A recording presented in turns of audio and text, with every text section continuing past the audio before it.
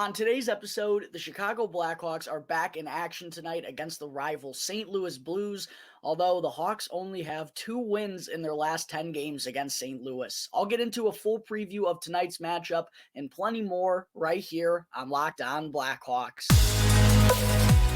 You're Locked On Blackhawks, your daily podcast on the Chicago Blackhawks. Part of the Locked On Podcast Network, your team every day.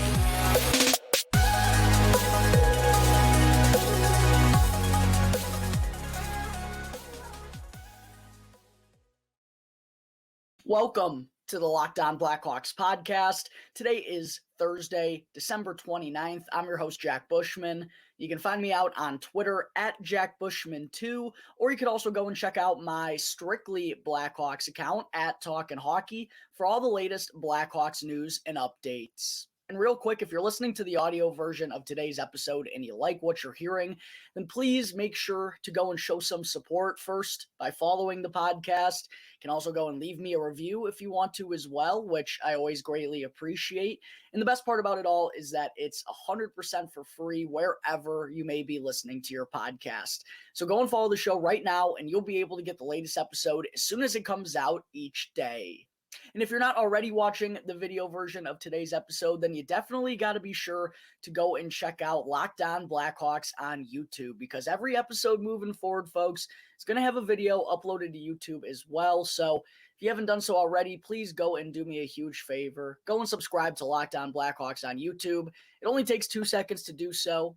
It's also 100% for free, and it really does help me out tremendously. So please make sure to go and do that. Also, make sure to smash the like button down below on today's video. And last, go and ring the bell. Turn on those push notifications, and that way you can get notified when the episode gets uploaded to YouTube each and every day. All right, good morning, everyone. Thank you all for joining me on another episode of Locked On Blackhawks, your one-stop shop for all things Chicago Blackhawks. And thank you all for making the show your first listen here to start off your day. To kick things off this morning, let's get right into a quick preview of the Chicago Blackhawks matchup with the St. Louis Blues tonight. It's the second time these teams are meeting this season. The first time, that it will be held in St. Louis at the Enterprise Center. And by the way, this is going to be a 7 p.m. Central Time puck drop, not 7:30 as we're used to seeing when the games are here in Chicago. And it will be televised on NBC Sports Chicago for all those curious. The first meeting between these teams, by the way, came back on November 16th, which ended up being a 5-2 win for the St. Louis Blues. And on the show the last couple of days, if you've been tuning in, you've heard me talk about the Blackhawks' struggles against the Carolina Hurricanes in the past couple of seasons. Well, that same case can be said about their so-called rival St. Louis Blues, because I call it a so-called rivalry because it really hasn't been much of one since the start of 2018. And back in the early 2010s, fortunately, when the Blackhawks were at their heyday, this rivalry was really intense. They had some really fun playoff matchups, and you know, the passion between these two fan bases, especially as someone who went to school in Missouri as a Blackhawks fan, I really felt the Blues fans' presence, that's for sure. But they show great support for their team. No lie about it. I hate the St. Louis Blues, but I'm not going to lie. They have a good fan base around them. And it was really fun in those 2010s and even the first round playoff matchup in 2016, which unfortunately didn't go the Blackhawks' way as they ended up losing that one in Game 7. But it was just an incredible high-paced, high-intensity battle. I was actually at Game 6 at the UC, which was the loudest I had ever heard that building in my entire life. And it would be fun to get that rivalry back, but the Blackhawks just have not simply been on the Blues level these last couple of years. And going back to the start of 2019, the reason I bring this up, folks, is the Blackhawks, since the start of 2019, are 2-8-0 in 10 matchups with the St. Louis Blues. And both of the Hawks' 2 wins, neither of them, I should say, have come in regulation. They won one in overtime, the other via the shootout. And during those 10 matchups, the Blues have outscored them 36-18. They've doubled them up in the goal scoring department. So, yeah, it hasn't been much of a rivalry the last few years, which is sad to say, but it's just the God honest truth. The Blues have had their number. And Jordan Binnington, too, for whatever reason, he's last year alone, he had a couple of shutouts against the Blackhawks. I should have looked this up. I think he has 3 or 4 on his career now, but seems like Binnington's always playing really well whenever he goes up against the Blackhawks. It's going to be another tough one tonight is basically what I'm getting to, Blackhawks fans. If the Hawks want to get back in the W column, if they want to pick up another win for the second time in 3 games, which hasn't happened very often at all the last 3 months, I guess I should say. Looks like they're going to have to slay some demons once again here tonight. They weren't able to do so on Tuesday against Carolina. We'll see if they'll be able to do that tonight against the Blues. But it's been a struggle for them, especially these last 3, 4, 5 games. They haven't been able to find the back of the net at all against their so-called division rival. But getting into some of the numbers for St. Louis this season, by the way, some of you may remember back to that first meeting between these two teams. I had a crossover with Josh Hyman from Locked On Blues, and that was kind of when St. Louis was in the midst of being an absolute dumpster fire early on. I think through their first 10 games or something, they were right there at the bottom of the standings with the worst teams in the entire NHL. Since then, they've kind of, figured it back out and have found a way to at least make their season a little bit more interesting, but it's still been a roller coaster ride for Craig Berube's squad, particularly here in this month of December. The Blues currently sit at 16-16-3 through 35 games this year. They're currently on the outside looking in of a playoff spot. Still very early, though, and they're only back 5 points. So well within reach still of the playoffs. Got almost 50 games to go for a lot of these teams. But as I mentioned, it's been an up and down month of December for the St. Louis Blues. Starting off the month, they lost 5 of their first 6 games. Then they went on to rattle off 4 consecutive wins. And now coming into this game tonight, they've lost 3 in a row. 2 of them have come in overtime. And taking a look at some of the team stats, it's kind of shocking. I know the Blues, haven't been as good as, at least I expected going back to my division prediction show right before opening night. I thought the Blues were going to be second in this division and were going to be the team that would challenge Colorado the most, being that they were the ones that challenged them the most on the way to their Stanley Cup victory last year. The Blues were, 2 seconds away from Game 6 going to overtime, and who knows how that goes. But, obviously didn't end up happening. But, yeah, it's been a disappointing start for them. And looking at some of these numbers, it was really interesting. St. Louis is currently 29th in the NHL on the penalty kill and 28th in goals allowed per game.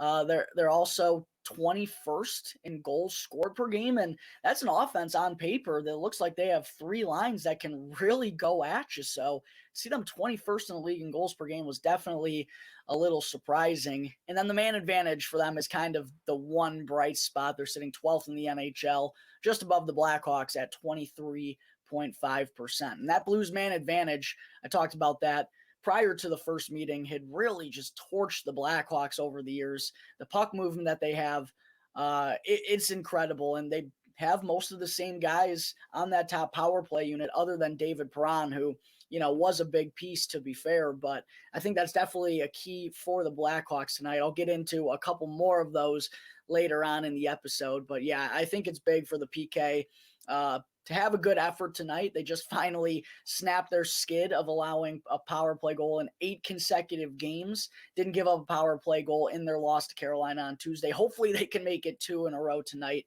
against St. Louis. But yeah, some ugly stats here for the Blues. Jordan Binnington's numbers even. He's got a save percentage below 900 right now. We've seen him blow a gasket or 2 throughout the way. I'm not sure if he's officially getting the start or not. I know he was in net for the Blues their first game back from the Christmas break, but I guess we'll just have to wait and see. But at the same time, while I mentioned that the Blackhawks have not found any success against the Blues in recent years, this feels like an opportunity where, obviously they didn't play a good game on Tuesday against Carolina, but all things considered for the Blues, the struggles they've gone through early on this season, They're in the midst of a losing skid. Jordan Binnington, if he does start, hasn't been very good, although historically he has been against the Blackhawks. I don't know. Feels like if the Blackhawks kind of want to snap this dry spell against the Blues, this would be a pretty good time to do it, considering some of the glaring issues they have all over the ice right now. All right, there is my quick preview of tonight's matchup with the St. Louis Blues. Coming up in just a moment, I will get into the Blackhawks side of things. I'll talk about their projected forward lines and defensive pairings for the contest. But first, I need to talk to you all about BetOnline. BetOnline is the #1 source for both pro and college sports betting needs this season. You can find all of the latest developments, game matchups, news, and even podcasts on whatever game you want to place a wager on. And BetOnline is also your continued source for all sports wagering information, including live betting, esports, and game scores. And I personally love it because, well, first off, it's both the fastest and the easiest way to place a wager down, and they have everything from the NHL, NBA, college basketball, college football bowl season. They have UFC, all different MMA leagues. They have boxing, and they even have golf. They really do have everything. So head on over to the website today, or you can also go and use your mobile device right now to learn about all of the trends in action. Bet online, where the game starts. All right, we're back here on the Locked On Blackhawks podcast. Getting into segment 2 now today, folks. Let's get into what we could see out of the Blackhawks lineup tonight, or I guess I should say what we will see out of the Blackhawks lineup tonight when they take on the St. Louis Blues, as it's already kind of been spoiled in an article that came out from Mark Lazarus of The Athletic this morning, which I thought was really interesting because Luke Richardson is going to be running back the same lineup that we saw on Tuesday against Carolina. And for the most part, I don't have an issue with this.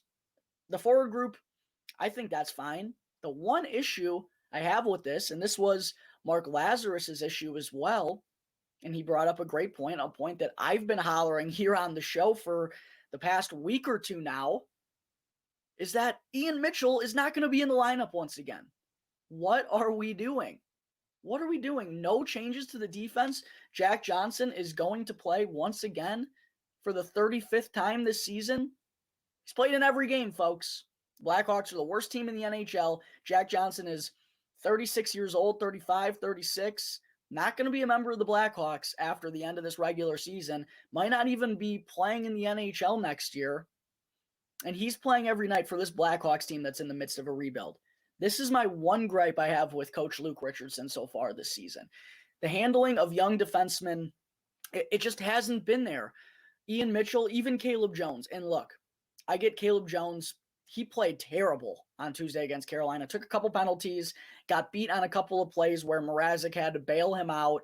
He's not a good defender. We've learned that. Caleb Jones, I don't know if he's ever going to be at this point in his career. He's, I think, 23, 24. Not exactly sure which one, but it's kind of make or break time for him. And defensively, he just has been inadequate. It's been very clear. Whereas Ian Mitchell, ever since the start of December, really, he's been good. And I don't get why Luke Richardson's taking him out of his rhythm. He mentioned that he wants bigger body defensemen. We have that still. I know Jared Tenorti's out of the lineup, but Isaac Phillips is a big boy. Jake McCabe's a big boy. Seth Jones is a big boy. Connor Murphy's a big boy. All those guys, Jack Johnson's a big boy too.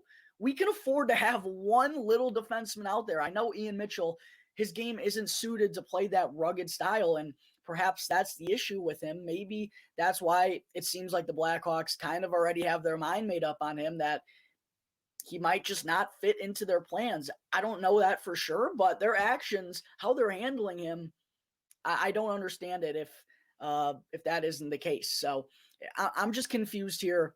Look, maybe they are so convinced that Ian Mitchell is never going to be an NHLer. They know better than I would. Let me just say that. They know better than I would if Ian Mitchell, they believe, will never have the tools to be an NHLer. But I still feel like you're going to give him an opportunity here with this team. Give him an opportunity to prove himself. And when he has, he's looked good as of late. And Mitchell even voiced his frustrations to, the coffee's getting to me, to Mark Lazarus in this interview. He kind of laughed about asking, if it's frustrating if he's been out of the lineup. He was like, yeah, it's been frustrating. I don't understand it. And Richardson, I guess, hasn't really given him much of an explanation, which I don't particularly love to hear. I don't know. I just don't understand the Blackhawks mentality right now. Ian Mitchell should be playing more nights than not, especially with Jack Johnson having played in all 35 games now. What is this? Blackhawks are 8-21-4. Let's do some quick math, folks. 21 plus 12. Yeah. This would be their 34th game this season. I apologize. This will be the 34th time this year that Jack Johnson is suiting up. He's played in every game. I don't get it, me personally, but I guess that's the lineup the Blackhawks are going to go with tonight. That means I wouldn't guess there's going to be any changes to any of the forward lines. I think we'll see Tyler Johnson, Max Domi, and Patrick Kane once again leading it off. Philip Kurashev, Jonathan Taves, and Taylor Radish as the second line.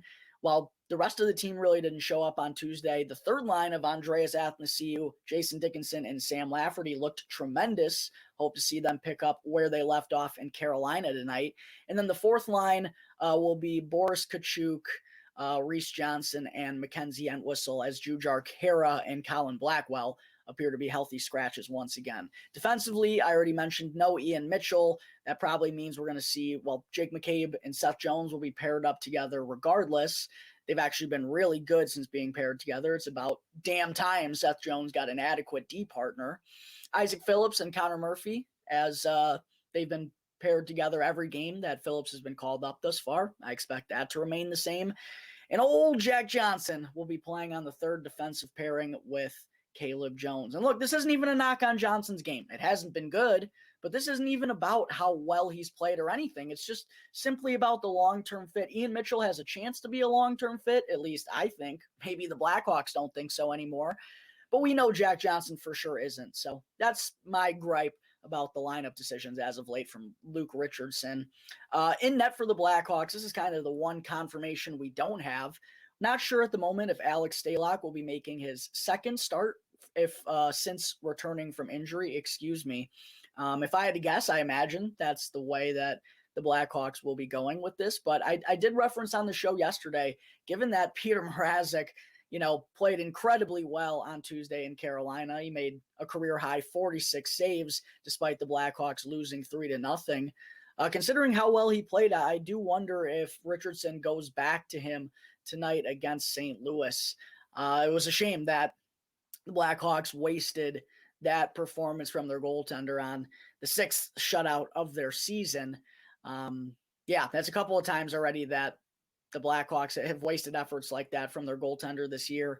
And Mrazek, he's had a couple of those in recent memory. He had a really good game against the Rangers prior to getting injured, had a really strong night against the Minnesota Wild not too long ago. So great to see him starting to find some form here between the pipes. We've seen, I think, the best out of Mrazek his last 3 or 4 outings in comparison to the rest of the season. But there is a case for Alex Stalock too, because he looked pretty good in his first game back on Friday night against the Columbus Blue Jackets, stopping 27 of 29 shots to earn the victory.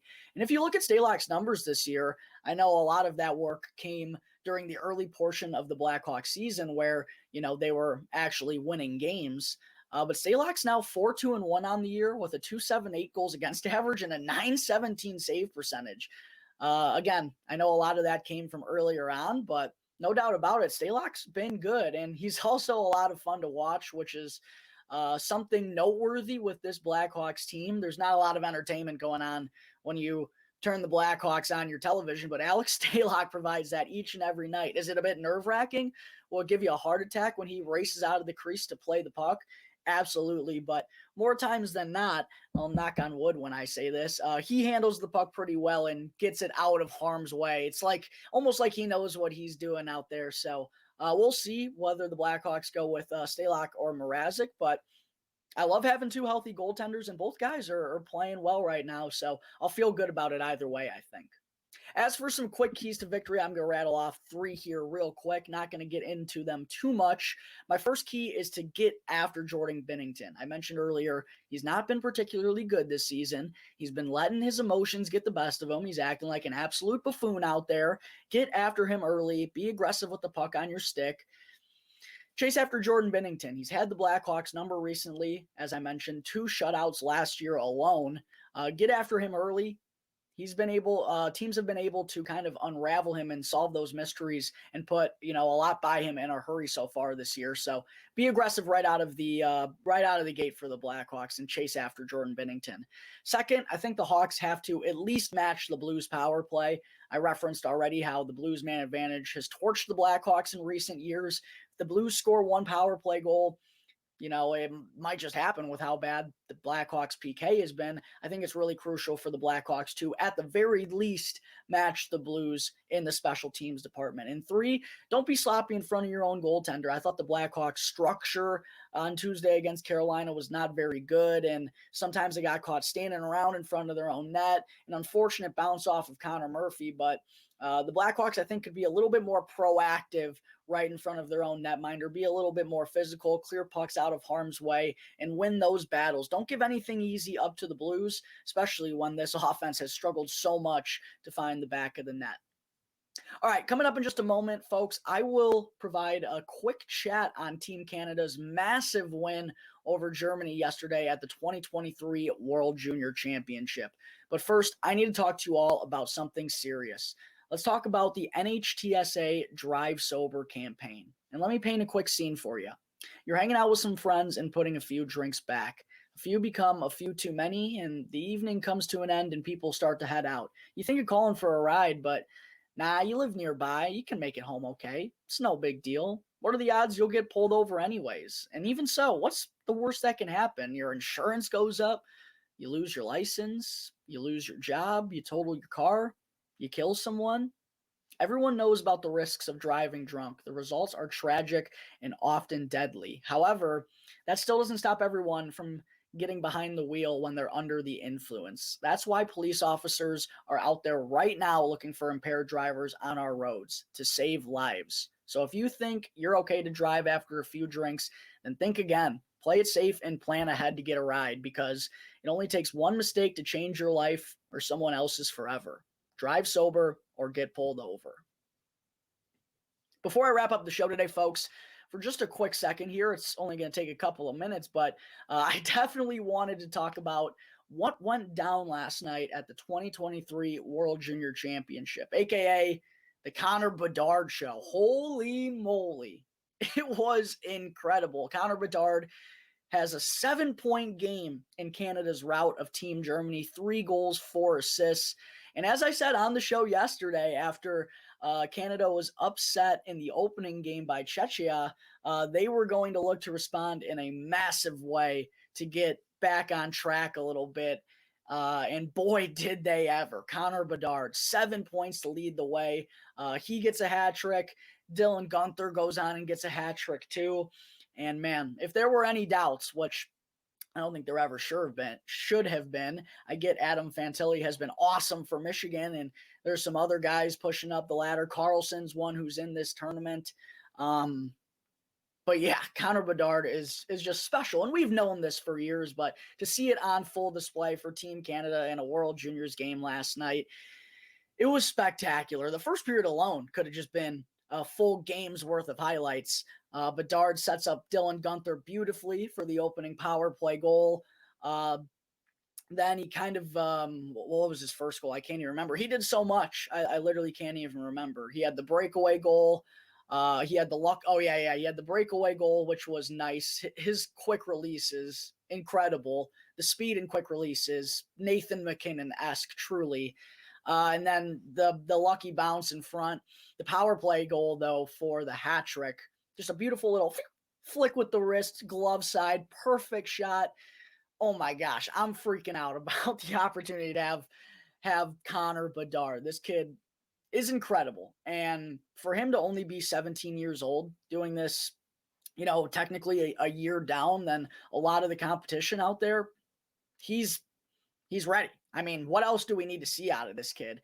And I'm sure we're going to see plenty of more moments like this throughout the tournament. His 7 points, by the way, ties a Team Canada record. Yeah, I'm sure we're going to see a lot more Connor Bedard moments like that, not only in this tournament, but throughout the years, because there's no denying this kid is a special talent. I mean, he makes everything look so effortless. The quick release, and on that breakaway goal, too, like the way he was able to receive that puck, take it in, and just do like a quick pirouette to spin himself back into position for the breakaway. It was just like, oh my goodness, this kid's an absolute prodigy. I'm just giddy and I'm out of words to describe how talented he is. It was a spectacle to be seen last night watching Connor Bedard trud his way over Team Germany in an 11-2 rout for Team Canada. But as for how the Blackhawks prospects fared, not a whole lot of action, sadly. Colton Dach picked up a secondary assist on a goal from Brant Clark, provided a nice screen in front as well. And then Kevin Korchinski added 2 assists, both of them, though, coming when the game was already kind of in hand late in the third period. But a massive win for the Blackhawks prospects and Team Canada. Hopefully, I've never really cheered for Canada in my entire life, so it feels weird to say this, but hopefully they can kind of, start to get it spinning and start to find their gear a little bit as the tournament is starting to ramp up here. All right, folks, I think that is going to wrap up Thursday, December 29th episode of Locked On Blackhawks. Thank you all again for tuning into today's episode, and make sure, if you're not already, to go and follow Locked On Blackhawks 100% for free wherever you get your podcasts, and go and subscribe to Locked On Blackhawks on YouTube, and you'll be able to get the latest episode as soon as it comes out each day. Just wanted to say again, I appreciate everyone out there for making Locked On Blackhawks your first listen each and every day. Now, for your second listen, make sure to go and check out Locked On Sports Today. From the games that matter the most to the biggest stories in sports, go beyond the scoreboard and behind the scenes with experts that only Locked On can provide. Locked On Sports Today, available on this app, YouTube, and wherever you get your podcasts. Once again, just wanted to say thank you all for tuning into today's episode. I'm your host, Jack Bushman. You can find me out on Twitter at JackBushman2, or you could also go and check out my Strictly Blackhawks account at Talkin' Hockey for all the latest Blackhawks news and updates. So until tomorrow's episode, it's going to do it here on the Locked On Blackhawks podcast, part of the Locked On Podcast Network, your team every day.